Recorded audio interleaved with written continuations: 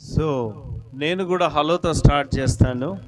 Hello everyone, బోలో. Very good. చాలా యాక్టివ్గా ఉన్నారు, చాలా చక్కగా ఆడుతూ ఉన్నారు, చాలా చక్కగా ఫోన్లో ముఖం పెడుతున్నారు కొంతమంది, ఒక్కరు తప్పించి మిగతా వాళ్ళందరూ. I'm also excited. Okay, fine. ఇందాక ఒక పాట పాడుకున్నాము. అన్ని పాటల్లోకెల్లా బాగా మీకు నచ్చిన పాట చెప్పగలరా? Join to the world. Very good. Join to the world. Fine. ప్రపంచ జైళ్ళల్లోకెల్లా అత్యంత భయంకరమైన ఒక జైల్ని మొన్ననే కనుగొన్నారు. అది ఏ దేశంలోనో ఎవరైనా చెప్పగలరా? BBC తెలుగు న్యూస్ ఫాలో అయ్యే వాళ్ళు ఎవరైనా? It's in Syria. ఎక్కడండి? సిరియా. ఎందుకు ఇంత భయంకరమైనటువంటి ఎందుకు ఇంత భయంకరమైనటువంటి జైలు అక్కడ ఉందనంటే, అక్కడ ఒక అతను ఆ దేశాన్ని ఏలుతూ వచ్చాడు. ఆయన పేరే బషర్ అల్ అసద్. ఏం పేరండి? ఈ బషర్ అల్ అసద్ అనేట ఆయన ఆ దేశాన్ని ఏలుతున్నటువంటి ప్రెసిడెంట్. ఈ ప్రెసిడెంట్ పరిపాలనను ఆ దేశంలో ప్రజలు ఒప్పుకోలేదు.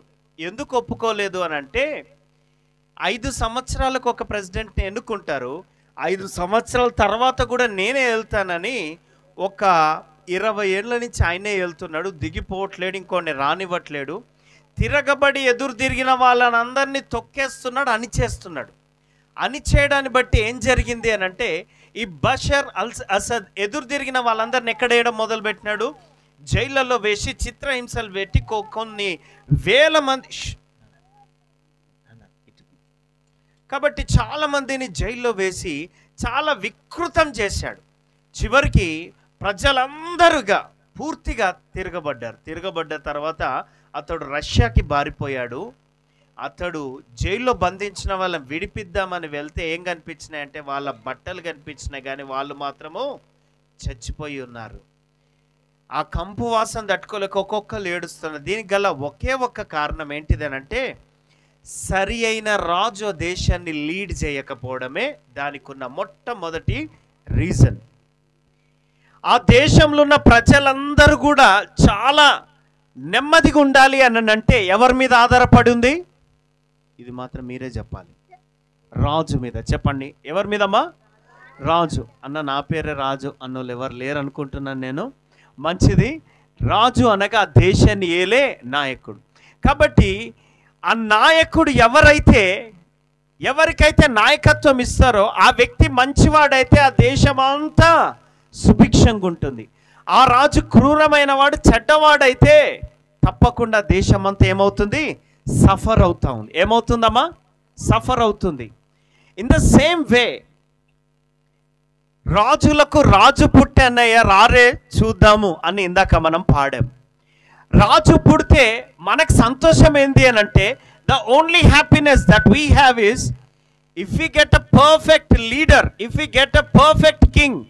ఒక పర్ఫెక్ట్ రాజు కానీ పుడితే అందరి సంక్షేమము కొరకు ఆయన పరిపాలన చేస్తాడు.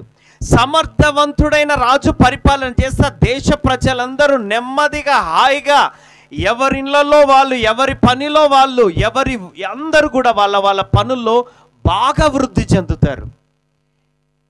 అందుకే రాజులకు రాజు పుట్టాడు. రాజులు చాలామంది ఉన్నారు, కానీ అందరూ కూడా ప్రజల శ్రేయస్సు కోసమే పనిచేసే వాళ్ళు కానే కాదు. ఇంతకు రాజు అనంటే ఎవరు? ప్రజలు ఎవరికి గుర్తు అనంటే, నంబర్ 1 ప్రజలు అనగా మనమే. మన శరీరానికి గుర్తు. చెప్పండి, దేనికి గుర్తమ్మా? మన శరీరానికి. ఈ శరీరాన్ని లీడ్ చేసేది ఏదో ఒక శక్తి ఉంది. ఆ శక్తే నిన్ను ఏలుతున్న రాజు. ఆ శక్తే నిన్ను ఏలుతున్న రాజు. జీవితంలో ఆ దినము లేకుంటే బాగుండు, ఆ టైం రాకుంటే బాగుండు, ఆ వ్యక్తి నా జీవితంలోకి ఎంటర్ కాకుంటే బాగుండు, ఆ మాట నేను మాట్లాడకుండా ఉండుంటే బాగుండు, ఆ చూపు నేను చూడకుండా ఉండుంటే బాగుండు, ఆ చాటింగ్ నేను చెయ్యకుండా ఉండుంటే బాగుండు, నేను ఆ స్థలానికి వెళ్ళకుండా ఆగిపోయి ఉంటే బాగుండు, నేను ఆ వ్యక్తిని అక్కడికి పంపకుండా ఉండుంటే బాగుండు. చాలామందికి ఉన్న రిగ్రెట్ అదే, చాలామందికి ఉన్నటువంటి బాధ అదే, పెయిన్ అదే. ఎందుకు ఆ పెయిన్ ఉన్నది అని అంటే అందరికీ కూడా నీతిగా బ్రతకాలని ఆశ ఉంది. ఎట్లా బ్రతకాలని? నీతిగా, మంచిగా బ్రతకాలని. ఎవరన్నా ఒక దొంగతనం చేసిన వ్యక్తి దగ్గరికి వెళ్ళి, సార్ మీ కొడుకుని ఒక స్టార్ దొంగని చేయాలని మీరు ఆశపడుతున్నారా అని మైక్ పెడితే ఏమని చెప్తాడమ్మా? ఎస్ అంటే అదే మా జీవిత లక్ష్యం అంటాడా? అన్నాడు. మా ఊడు నేను చెడిపోయినేమో సార్, కానీ నా కొడుకు మాత్రము గొప్పోడవ్వాలి, వాడు చాలా గొప్పోడవ్వాలి. అంటే ప్రతి ఒక్కరికి ఉన్న గొప్ప ఆశ ఏంటంటే ఒక మంచి మనిషిగా బతకాలని అందరికీ ఆశ ఉంది. కానీ బాధ ఏంటిదని అంటే బతకలేకపోతున్నాం. మంచిగా బ్రతకాలని ఆశ ఉంది. ఇంకా కొన్ని దినాల్లో ఏ 31st వస్తుందో కొంచెం గట్టిగా చెప్తారా? అంటే బాయ్స్ అసలు ఎవరికి డేట్స్ గుర్తు, గట్టిగా చెప్పాలమ్మా. వెరీ గుడ్, ఇంకొంచెం గట్టిగా. December 31st వచ్చినప్పుడు చాలా మంది కొన్ని డెసిషన్స్ తీసుకుంటారు. ఏమన్నా correct? Yes or no? Yes. ముఖ్యంగా కొంతమంది ఇక రేపటి నుంచి నేను తాగను, ఇంకా రేపటి నుంచి నేను ఆ పని మానుకుంటా, రేపటి నుంచి నువ్వు అడుగు, ప్రామిస్ నేను పీలిస్తే అడుగు, ఓకేనా? చాలామంది డిసిషన్స్ తీసుకుంటారు, కానీ తీసుకున్నారు అని చెప్పగానే మనందరం నవ్వాం. ఎందుకు నవ్వాము? ఆ డిసిషన్ తీసుకున్న రేపటి నుంచి నేను తాగను, సిగరెట్ పీల్చను అని చెప్పగానే అందరం నవ్వాం. ఎందుకు నవ్వాము? Very good. మీ పేరు బ్రదర్? నరేష్ బ్రదర్, గట్టి క్లాప్స్ కొట్టాలి. That's a great response. Good. వాళ్ళ మాట మీద నిలబడలేకపోతారు. కానీ ఒకటి అడుగుతాను, వాళ్ళకి ఆశ ఉందా లేదా? ఉందా లేదా? ఉంది. ఆశ ఉంది, దాంట్లో నుంచి బయటపడాలని. ఉదయం లేవగానే అది ఈడ్చుకొని పోతుంది, కొనరా కొనరా, పీల్చురా, తాగురా. ఉదయం లేవగానే అది ఈడ్చుకొని పోతుంది, తీయరా, చూడరా, ఏమొచ్చిందో చూడరా. అది ఈడ్చుకొని పోతుంది అంటే అది రాజు అయిపోయింది. ఏంటిది? అది రాజు అయిపోయింది. బయటికి పడదామన్నా బయటికి పడలేక, మంచిగా బ్రతకాలని నిర్ణయం తీసుకున్న నిర్ణయంలో నిలబడనీయకుండా, మంచి పేరును చెడగొడుతూ, నేను ఎట్లా బతకాలనుకున్నా అట్లా బతకకుండా, ఎట్లా బతకకూడదు అనుకుంటున్నా అట్లా బతికేటట్టుగా చేస్తున్నా, మనిషిని ఏలుతున్నా, మనిషిని ఈడ్చుకొని వెళ్తున్నా, అది ఏంటిది? దాన్నే బైబిల్ అంటుంది పాపము. ఏంటిదండి? పాపము. ఈ పాపము మనిషిని నెమ్మది లేకుండా చేస్తుంది. ఏం లేకుండా చేస్తుంది? నెమ్మది లేకుండా చేస్తుంది. పాపం అనేది హృదయానికి పట్టిన ఒక మురికి లాంటిది. మనం బయటికి పోయి ఇంటికి వచ్చాం, ఇంట్లో బట్టలన్నీ పిచ్చి పిచ్చిగా పడేసి ఉన్నాయి. ఏమంటారు, పచ్చి బట్టలు ఆరకుండా అందులోనే మగ్గిపోయి ఉన్నాయి. ఎటువంటి వాసన వస్తుందండి? గొప్ప వాసన వస్తుంటుంది. బట్టలన్నీ ఇష్టం వచ్చినట్టు. నేల తొక్కుదామంటే ఇంట్లో ఎట్లున్నది? అంత బంక బంక అంటకపోతుంది. ఎట్లుంటుంది? ఇంట్లోకి వెళ్ళబుద్ధి అవుతుందా? ఏం చేస్తే ఇంట్లో ఉండబుద్ధి అవుతుంది? ఇప్పుడు మీరు చెప్పాలా, అందరు గట్టిగా చెప్పాలి. ఏం చేస్తే? శుభ్రం చేసుకుంటే. Very good, very good.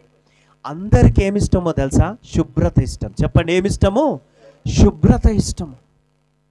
ఎవరన్నా ఇంటికి వెళ్ళి ఉదయం టిఫిన్ తిన్నాక ఎంగిల్ పల్లాలు ఉంటే కొంచెం మాకు అందులో బిర్యానీ పెడతారా అని ఎవరన్నా అడుగుతారా?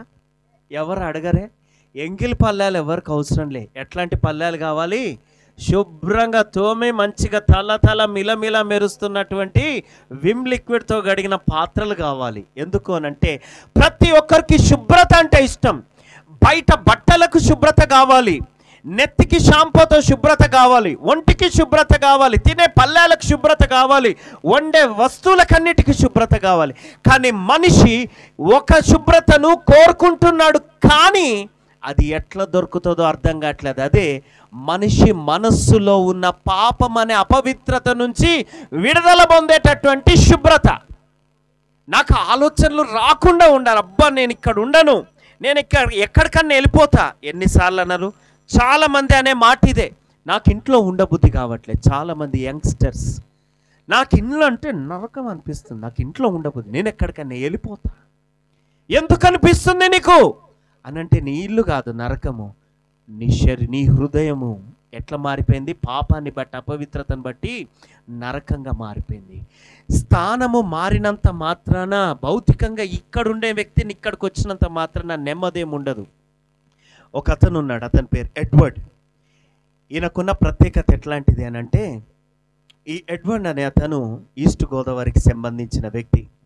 తను చిన్న వయసులోనే మాదక ద్రవ్యాలకు అలవాటు పడిపోయినాడు. మాదక ద్రవ్యాలకు డబ్బు లేక వాళ్ళమ్మ పెళ్లి చీర తీసుకెళ్ళి కుదువ పెట్టి దాంతో మాదక ద్రవ్యాలు తెచ్చుకున్నాడు. ఇంకా ఇంట్లో వాళ్ళు కూడా నమ్మలే, డబ్బులు ఎక్కడి నుంచి రావట్లే, ఏం చేయాలో అర్థం కాక క్యాసినోస్ ఉండేవి ఆ దినాల్లో, ఇప్పుడు కూడా ఉన్నాయి. కాబట్టి క్యాసినోస్ అంటే బట్టలు లేకుండా డ్యాన్స్లు వేసేటటువంటి కొన్ని క్లబ్బులు. అక్కడికి వెళ్ళి బట్టలు లేకుండా డ్యాన్స్లు వేసే క్లబ్బుల్లో వేశాడు. అట్లా డబ్బులు సంపాదించి మాదక ద్రవ్యాలు తెచ్చుకున్నాడు. అయినా కూడా తృప్తి లేదు. తనకు ఏమైపోయిందంటే చచ్చిపోవాలని ఆశ పుట్టింది.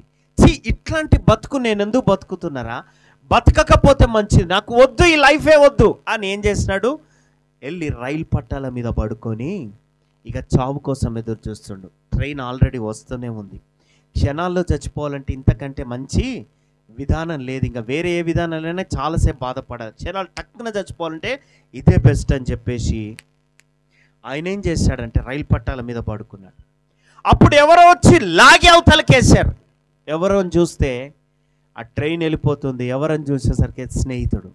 రే ఎందుకు లాగినవురా అని అంటే అతను అంటున్నాడు, ఎందుకు చావాలనుకుంటున్నావురా అని అంటే అప్పుడు ఇతను చెప్పాడు, అరే అమ్మ అది డ్రగ్ లేదురా, కొనక్కడానికి డబ్బులు లేదు, నాకు ఎవ్వరు ఇవ్వర్రా, కడుపు నొప్పిరా, తట్టుకోలేకపోతున్నారా, చస్తేనే మంచిదిరా బతికున్న దానికంటే, ఈ బాధపడలేకపోతున్నాను అని అన్నప్పుడు ఆ స్నేహితుడు అన్నాడు ఏమనంటే, చచ్చిపోతే బాధపోతుందని ఎవరు చెప్పిండ్రురా అనే మాటకు ఆయన బుర్ర గిర్రన తిరిగింది. చాలామంది నెమ్మది లేకపోగానే వెంటనే తీసుకునే నిర్ణయము, నన్ను నేను చంపుకుంటే అంత హాయి అని అనుకుంటారు. కానీ నువ్వు ఈ శరీరము కానే కాదు, నువ్వు ఈ శరీరము కానే కాదు. ఒంటికంతా మురికి ఉంది. ఏముందమ్మా ఒంటికంతా మురికి. మురికి నుంచి ఏమొచ్చింది, దురద వచ్చింది. ఈ బట్టలను బట్టేని బట్టలు తీసేసి తెల్ల శర్వాన్ని తొడుక్కుంటే హాయిగా ఉంటుందా? ఏం గడగబడాలా? శరీరం గడగబడాలి. వస్త్రం మార్చినంత ఏం కాదు. ఈ దేవుడు మన ఆత్మకు తొడిగిన వస్త్రం లాంటిదే కనిపించే శరీరం. మనము అద్దంలో కనిపించే రూపం మనం కాదు. మనము ఈ శరీరాన్ని ఒక రోజు విడిచి వెళ్ళిపోవాల్సిందే. చచ్చిపోయిందంట. చచ్చే శరీరం పోయేది మనలో ఉన్న ఆత్మ. అట్టిపండు ఉన్న తొక్క చూసుకుంటా, కానీ తొక్కను ఎవరిని తినము, తొక్క తీసి పండు తింటాం. అట్టిపండులో తొక్క కాదు ప్రాముఖ్యం, లోపడున్న పండు. మనకు కూడా ఈ శరీరం కాదు ప్రాముఖ్యము, మనలో ఉన్న అంతరాత్మ. ఈ ఆత్మకు చావు లేదు. ఈ ఆత్మ చేస్తే ఎక్కడికి పోతుంది అని అంటే, రెండు శాశ్వతమైన ప్రదేశాలు. ఒకటి, పాపంలోనే మరణిస్తే మన ఆత్మ నరకానికి వెళ్ళిపోతుంది. అందుకే చాలామందికి చావు అంటే భయము, గుండె గడగడగడ అంటది. 80 ఏండ్ల వృద్ధుడు, నేనెందుకు బిడ్డ బతకడం, వామ్మ నాకు సావెప్పుడు వస్తుందో అని అంటుంటారు డైలాగ్. 80 ఏండ్లు వాళ్ళ దగ్గరికి గౌరవప్రదంగా మీరు ఒక కొచ్చటి కత్తి తీసుకెళ్ళి, పాపం మీరు అంతా అనుకుంటున్నారు కాబట్టి మీ బర్త్డేకి 81వ బర్త్డేకి ఇదే గిఫ్ట్కి ఇస్తున్నాను, చచ్చిపోతారంటే ఏమంటారు, నేను చావని అంటారు. ఎందుకనంటే పైకి ఆ మాట అంటారు, కానీ చావు అంటే ఎవరికి ఇష్టం లేదు. భయము. ఎందుకు భయం అని అంటే, పాపంలోనే మరణిస్తే మన అంతరాత్మ ఎక్కడికి వెళ్ళిపోతుంది, శాశ్వత నరకంలోకి వెళ్ళిపోవడం తథ్యము. ఈ భూమి మీద ఇష్టం వచ్చినట్టుగా బతికి నా లైఫ్ నా ఇష్టం రా భయ్ అని తల్లిదండ్రులకు ఎదురు తిరుగుతూ, ఆరోగ్యాన్ని చెడగొట్టుకుంటూ, చెడు ఆలోచనలతో ఈ విధంగా నచ్చినట్టుగా బతికి, నచ్చినట్టుగా ఉంటూ, నచ్చినట్టుగా మాట్లాడుతూ, ఇందాక నేను ఇక్కడ కార్ పార్క్ చేసి ఎక్కేలోపు ఇద్దరు 9th క్లాస్ అబ్బాయిలాగున్నారు, వెళ్తున్నారు. మేము 9th క్లాస్ ఉన్నప్పుడు అరే అరే అనుకోవడమే పెద్ద ఇది. కానీ వాడు మాత్రము కామన్గా మాట్లాడడం ఎట్లున్నాడని అంటే, వాడు మాట్లాడడం ఇక వాడు తెలుగు మర్చిపోయినాడండి. ఇక వేరే భాషలోనే అరే అని ఇక డాష్ అంటుండు, అరే అంటుండి ఇక డాష్ అంటు. అంటే ఎంత కామన్గా బూతు మాటలు ఎంత కామన్ అయిపోయాయి ఈ రోజుల్లో. నా చిన్నతనం రోడ్డు మీద ఒక చెడ్డ మాట మాట్లాడాలంటే గడగడ వణికేవాడు, అందరు గద్దిచ్చే. ఈరోజు రోడ్డు మీద ఒక చెడ్డ మాట మాట్లాడితే అసలు ఈగాలినంతగా వెళ్ళిపోతున్నారు. ఎందుకు అంత భ్రష్టు పట్టింది మన సమాజం అంటే, పాపం చాలా కామన్ అయిపోయింది. చాలా కామన్ అయిపోయింది. ఈ పాపం మనిషిని ఎక్కడికి ఈడ్చుకొని వెళ్తుందంటే నరకంలోకి, నిత్య నరకాగ్నిలోకి ఈడ్చుకొని వెళ్తుంది. కానీ నిన్ను నన్ను తయారు చేసిన దేవుడు ఉన్నాడు. భూమిని, ఆకాశాన్ని, సర్వమానవాళిని, మనందరినీ తయారు చేసిన దేవుడు ఉన్నాడు. ఆయన నిన్ను నన్ను తయారు చేసింది మనం నరకంలోకి వెళ్ళి కాలిపోవాలని కానే కాదు. ఈ లైట్ తెచ్చారు, 2 వైట్ కలర్ బల్బ్స్ తెచ్చి దీనికి పెట్టారు. దాని ఉద్దేశం నాకు తెలియక నేనేం చేశానంటే, భలే గుండ్రంగా ఉందని బంతాట ఆడితే ఏమవుతుందమ్మా, బల్బు ఒక్కలు పగిలిపోతుంది. దాని ఉద్దేశం బంతి కాదు, అది ఎలక్ట్రిక్ హోల్డర్లో పెడితే వెలుగిస్తుంది, ఎత్తైన ప్రదేశంలో పెట్టాలి, అందరికీ వెలుగిస్తుంది, దానికో విలువ ఉన్నది. ఇన్ ద సేమ్ వే మనిషి తయారు చేసిన ఒక వస్తువుకే విలువ ఉన్నప్పుడు, దేవుడు తయారు చేసిన నీకు నాకు ఏ విలువ లేకుండా, ఏ ఉద్దేశం లేకుండా దేవుడు తయారు చేస్తాడా? నో. మనందరి పట్ల ఆయనకు ఒక స్పెసిఫిక్ ఉద్దేశం ఉంది, నిన్నొక గొప్ప స్థానంలో ఉంచాలని. గురుకులలో చాలామంది పిల్లలు చదువుతుంటారు. గురుకుల స్కూల్లో ఎండాకాలం సెలవులు ఇవ్వగానే పిల్లలందరూ ఎక్కడికి వస్తారు? గట్టిగా చెప్పాలి, ఎక్కడికి వస్తారు? ఎవరింటికి వాళ్ళు వస్తారు. ఈ భూమి మీద మన జీవితం అయిపోయాక మనం కూడా ఎక్కడికి వెళ్ళాలంటే మన ఇంటికి వెళ్ళాలి. ఎక్కడికి అంటే మనందరినీ సృష్టించిన మన పరలోకపు తండ్రి. సృష్టికర్తలు 14 మంది ఉన్నారండి. మనందరినీ తయారు చేసిన సృష్టికర్త, నమ్మినా నమ్మకపోయినా ఒక్కడే. God is one. ఆయన ఎదురు చూస్తున్నాడు, నా పిల్లలు నా దగ్గరికి రావాలి, నా దగ్గరికి రావాలని హీస్ వెయిటింగ్. కానీ తన పిల్లలు తన దగ్గరికి రాకుండా నిత్య నరకాగ్నిలోకి వెళ్ళిపోవడం ఆయనకు అస్సలు ఇష్టం లేదు. మనిషిని పాపం నుంచి విడిపించాలంటే ఏం జరగాలి అనే ఆలోచన ఆయనకు వచ్చింది.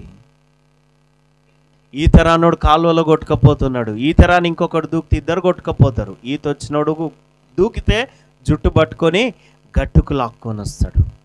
అదేవిధంగా పాపంలో ఉన్న మనని రక్షించాలి అని అంటే పాపము లేని రక్తము కార్చబడాలి, వెల చెల్లించబడాలి. There should be a prize. ఒక పెన్ను కొనుక్కోవాలి, నేను స్టేషనరీ షాపుకు వెళ్ళి పెన్నుల ప్యాకెట్ లాక్కొని పరిగెత్తితే ఏమంటారమ్మా? దొంగ అంటారు. దానికి వెల ఇచ్చి ఆ పెన్నుకు 10 రూపాయలు ఇచ్చి దాని ధర ఇచ్చి తీసుకుంటే ఏమంటారు? దొర అంటారు. ఒక పెన్నుకే ధర చెల్లించాలంటే, మనిషిని పాపం నుంచి విడిపించాలంటే కూడా దానికి కూడా వెల చెల్లించాలి. అదే ఏంటిది అనంటే పరిశుద్ధమైన రక్తము చిందించబడాలి. పరిశుద్ధమైన రక్తము ద్వారానే పాపపు స్వభావం కడగబడుతుంది. షాంపూ ఉంటే తల శుభ్రం అవ్వచ్చు, సబ్బు ఉంటే ఒళ్ళు శుభ్రం అవ్వచ్చు, సర్ఫ్ ఉంటే బట్టలు శుభ్రం అవ్వచ్చు. పరిశుద్ధమైన రక్తంతోనే పాపి యొక్క హృదయము కడగబడుతుంది. ఆ గిల్టీ ఫీలింగ్లో నుంచి, అపరాధ భావంలోంచి బయటపడాలి అని అంటే ఖచ్చితంగా పరిశుద్ధ రక్తముతో పాపి హృదయం కడగబడాలి. మరి మనుషులో ఎవరైనా పరిశుద్ధులు ఉన్నారంటే ఏ భేదము లేదు, అందరూ పాపం చేసి దేవుడు అనుగ్రహించి మహిమను పొందాలి. మనిషిగా తల్లికి తండ్రికి పుట్టిన ప్రతి ఒక్కరిలో పాపపు రక్తం ప్రవహిస్తూ ఉన్నది. అందుకే దేవుడే మనిషిగా రావాలని తను ఒక కన్యక గర్భంలో జన్మించినాడు. కన్యక మరియ జీవితం, మరి ఆమె గర్భంలో జన్మించినాడు. పురుషుడు లేకుండా కేవలం ఒక కన్యకకు జన్మించిన వ్యక్తి ఎవరన్నా ఉండరంటే భూ చరిత్రలో అంటే ఒక్క యేసు ప్రభు వారు ఒక్కడే. ఇక రెండో విషయము, ఈయన నిజంగా కన్యకకు జన్మించాడా? ఈయన భూమి మీద ఆయన ఉనికి ఉందానంటే ఏ హిస్టరీ బుక్ తీసుకున్నా హిస్టరీలో ఈరోజు 2024 అని చెప్తున్నామంటే దేన్ని బట్టి అంటే క్రీస్తు శకం, క్రీస్తు పూర్వం. ఆయన శక పురుషుడు, ఆయన ఉన్నాడు. ఆయన ఉండడానికి ఉనికి ఏంటంటే మన ఇంట్లో తగిలిచ్చిన క్యాలెండరే. ఆయన పుట్టింది వాస్తవము, ఆయన పెరిగింది వాస్తవం. ఆయన పుట్టుకలో ఏ పాపం లేదు, ఆయన బ్రతికిన బ్రతుకులో ఏ పాపం లేదు. ఎవరైనా పుట్టేది దేనికోసం చెప్పగలరా? ఎందుకు పుట్టాము? బతకడానికి. చెప్పండి, దేనికోసం అమ్మా? బ్రతకడానికి. ఎవరైనా చచ్చిపోవడానికి పుడతారా? ఎవరైనా ఉన్నారా? నో. చచ్చిపోవడానికి ఎవరు పుట్టరు. ఒకే ఒక్క వ్యక్తి భూమి మీద చనిపోవడం కోసమే పుట్టాడు. ఆయనే నిన్ను నన్ను ప్రేమించినటువంటి దేవాతి దేవుడు మనిషిగా ఈ భూమి మీదకి వచ్చినాడు, శరీరాన్ని ధరించుకున్నాడు. ఆయన ఎప్పుడూ ఉన్నాడు, కానీ శరీరం ధరించుకొని మరియ గర్భం ద్వారా జన్మించినాడు. ఆయన వచ్చిందే దేనికోసం అంటే వెల చెల్లించడానికి. చాతగాక చనిపోయినోడు కాదు యేసు ప్రభు వారు. ఆయన వచ్చిందే చనిపోవడం కోసం. ఆయన మనం చేతులతో చేసిన చెడు పనుల నిమిత్తం ఏ తప్పు చేయని ఆయన చేతుల్లో చీలలు, మనం నడిచిన చెడు నడతల నిమిత్తము ఆయన కాళ్ళలో చీలలు, మనం నడిచిన చెడు తలంపుల నిమిత్తం ఆయన తలలో ముళ్ళ కిరీటం, మనం ప్రక్కలో పడుకొని చేసిన అసహ్య అక్రమ పాపాల కోసం ఆయన ప్రక్కలో బల్లెపు పోటు, మన పాపాలను ఆయన మోసినాడు, ఆయన అనుభవించినాడు. వీపులో కొరడా దెబ్బలు, చివరి బొట్టు వరకు రక్తాన్ని కార్చి ప్రాణం పెట్టాడు, సమాధి చేయబడ్డాడు. 3వ దినాన ఆయన తిరిగి లేచినాడు, పునరుత్థానుడయ్యాడు, మరలా చనిపోలేదు. ఆయన ఆత్మగా ఉన్నాడు మనందరి మధ్యలో. అంటున్నాడు, ప్రయాసపడి భారం మోయిచున్న సమస్త జనులారా నా యొద్దకు రండి, నేను మీకు విశ్రాంతి నెమ్మది ఇస్తా. చదువుకుంటే ఉద్యోగం వస్తే, పర్మనెంట్ జాబ్ వస్తే, ఒకవేళ గవర్నమెంట్ జాబ్ వస్తే, లేకపోతే సాఫ్ట్వేర్ కంపెనీ జాబ్ వస్తే, నెలకు 1 లక్ష 2 లక్షలు సంపాదిస్తే అప్పుడు నేను విశ్రాంతిగా హాయిగా ఉంటాను. మనుషులు ఏమనుకుంటారంటే డబ్బు నెమ్మది ఇస్తుందేమో అనుకుంటున్నారు. హై క్లాస్ ప్రొఫైల్ ఉంటే నెమ్మది ఉంటుందేమో, పొజిషన్ ఉంటే నెమ్మది ఉంటుందేమో, పవర్ ఉంటే నెమ్మది ఉంటుందేమో అని తమ విశ్రాంతిని వాటిల్లో వెతుక్కొని ఇంకెంత నెమ్మది లేనోళ్ళు అయిపోతున్నారు. మనకు విశ్రాంతినిచ్చేది, పాపం నుంచి విడుదల చేసే రక్తం మాత్రమే మనకు నెమ్మదినిస్తుంది. మరి ఏ విధంగా కూడా రక్షణ కార్యం అనేది జరగదు. దేశంలో యేసు ప్రభువుని నమ్మిన వారు మతం మారలేదు, కానీ వాళ్ళ హృదయం మార్చబడ్డది, వాళ్ళ స్వభావం మార్చబడ్డది. ఎంతోమంది నరహంతకులు మార్చబడ్డారు, ఇక వాళ్ళు ఎన్నడూ హత్యలు చేయలేదు. వ్యభిచారులు మార్చబడ్డారు, మాంత్రికులు మార్చబడ్డారు. ఒక్క మాంత్రికుడు కానీ వాని మనస్సు మారితే ఆ కాలనీలో చాలామంది నెమ్మదిగా నిద్రపోయి మేల్కోగలుగుతారు. ఒక్క మాంత్రికుడు కానీ వాని హృదయం మారకపోతే అక్కడ ఉన్న వాళ్ళందరినీ విలవిలలాడిచ్చేస్తాడు. ఎంతోమంది బ్రతుకులు మారినాయి, క్రైమ్ రేట్ అనేది తగ్గుకుంటూ వచ్చింది. పోలీస్ స్టేషన్లను చూసి తప్పు చేయడం బంద్ చేసిన అన్నోడు ఎవరు లేరు. జైలు చూసి భయమైంది అందుకే తప్పు చేయడం బంద్ చేసిన అన్నోళ్ళు ఎవరు లేరు. ఉరి శిక్షను చూసి భయం వేసిందండి అన్నోళ్ళు ఎవరు లేరు. వీటన్నిటిని బట్టి పాపం ఏం తగ్గలే, పెరుగుతూనే వచ్చింది. కేవలం యేసు ప్రభునందు విశ్వాసం ఉంచి వాళ్ళ హృదయంలోని తప్పులన్నీ ఒప్పుకొని యేసయ్యని హృదయంలోకి ఆహ్వానించిన వాళ్ళు, యేసయ్య రక్తంలో కడగబడిన, పాపం నాకు వద్దు యేసయ్య నా హృదయంలోకి రా, నాకు భక్తిగా మరి నీతిమంతుడిగా బ్రతకాలన్న ఆశపడిన ప్రతి బిడ్డ హృదయాన్ని మార్చి మరలెన్నడూ కూడా త్రాగకుండా, మరలెన్నడూ కూడా పాపంలోకి వెళ్లకుండా వాళ్ళ జీవితాలు మార్చినాడు. జీవితం మారాల్సింది జీవితం. అందరిలో నెమ్మది కావాలంటే ఇంకా వేరే ఏది కూడా మన జీవితంలో ఏమీ చేయలేదు. కాబట్టి ఈ యొక్క దినాన మనం చూసుకుంటున్నాము, మన హృదయము, మన స్వభావం మారడం చాలా ప్రాముఖ్యం. ఇంకా ఏది మారినా దాని నుంచి వచ్చే లాభం అంటూ ఏది లేదు. యేసు ప్రభువారు పుట్టిండు. ఎందుకు రాజులకు రాజు అని ఇంత చక్కగా పాడుతున్నామంటే, అసలు సిసలైన రాజు ఎవరనంటే నీ హృదయాన్ని ఏలి నిన్ను నెమ్మదిలోకి నడిపించేవాడు. చనిపోతే ఆయన దగ్గరికి తీసుకొని పరలోకానికి తీసుకొని వెళ్ళేవాడు. యేసయ్య హృదయంలోకి వస్తే చావంటే భయం పోతుంది. ఎప్పుడు చనిపోయిన ఆయన దగ్గరికి వెళ్తామన్న నిరీక్షణ, ధైర్యం ఉంటుంది. అది కావాలి. భయంతో ఎక్కువ రోజులు బ్రతికి సాధించేదేమీ లేదు. కాబట్టి ఈ చిన్న విషయాన్ని బట్టి ఒక చిన్న ప్రార్థన చేస్తాను. నీ హృదయంలో ఏదైనా నాకు ఇది వద్దు, ఈ తప్పులో నేను ఉండొద్దు అని నీకు అనిపిస్తే, యేసయ్య నాకు ఈ తప్పు నుంచి బయటపడాలని ఉంది, నాకు సహాయం చేయమని కళ్ళు మూసుకొని ఆయనతో ఒక్క మాట చెప్తే ఆయన నీ జీవితంలో కార్యం చేయగలడు. కృపగల దేవా, మహిమగల తండ్రి యేసయ్య, ఎంతమంది బిడ్డలైతే నీ మాటలు విని వాటిని అంగీకరించి ఉన్నారో బిడ్డల వినికిడిలో వారి హృదయంలో ఈ యొక్క వాక్యపు విత్తనాన్ని నాటి నీరు కట్టి ఫలింపజేయగలరని కోరుచు నజరేయుని యేసునామమున ప్రార్థించి వేడుకున్నాం తండ్రి, ఆమేన్. So thank you friends.